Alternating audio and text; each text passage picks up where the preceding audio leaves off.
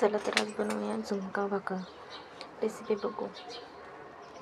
कांदा, लसूण, मिरची, कोथिंबीर, हळद, जिरं.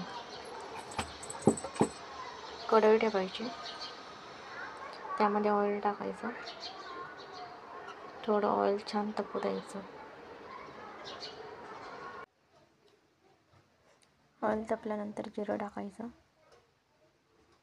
जिरं चांगलं लाल होऊ द्यायचं. जिरं व्यवस्थित झाल्यानंतर मिरची टाकायची. मिरचीला पण छान होऊ द्यायचं थोडंसं. त्यानंतर कांदा टाकायचा. त्यामध्ये कांदा पण छान परतून घ्यायचा. लसूण टाकायचं.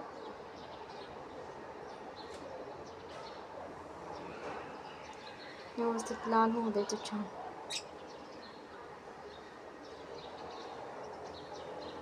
हळद टाकायची थोडीशी. व्यवस्थित मिक्स करून घ्यायचं ते पण. आणि मग कोथिंबीर टाकायची थोडीशी.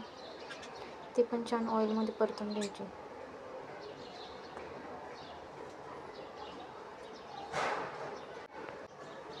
छान होऊ द्यायचं. मग पाणी टाकायचं.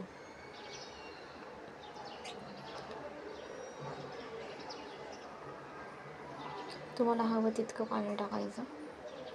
पतलं हवं, कसं हवं बेसन, तसं तुम्हाला जसं पाहिजे तसं पाणी टाकायचं तुम्ही.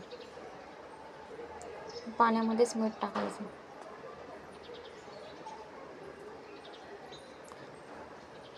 आणि पाण्याला छान अशी उकळी येऊ द्यायची बघा. अशी उकळी आल्यानंतर वरतून बेसन टाकायचं त्यामध्ये आणि व्यवस्थित मिक्स करायचं.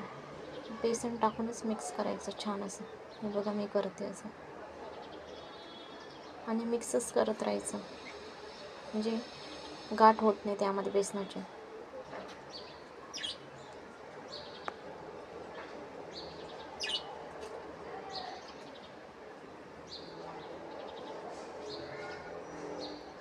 व्यवस्थित सर्व बेसन टाकून मिक्स करून घ्यायचं छान.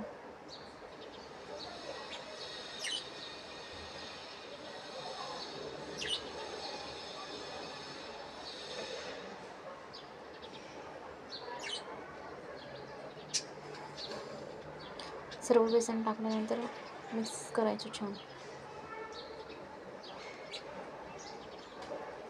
बघा कसं छान मिक्स झालं. झाली का एक पण गाठ वगैरे बेसनाची नाही झाली.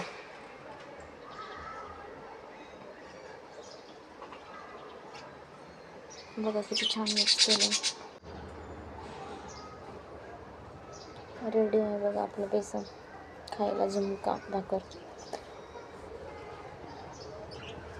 कशी वाटली बेसनाची रेसिपी कमेंट करून सांगा. तुम्ही पण करा घरी सोप्या पद्धतीने. या झुणका भाकर खायला. बघा कशी वाटली रेसिपी सांगा कमेंट करून. बाय.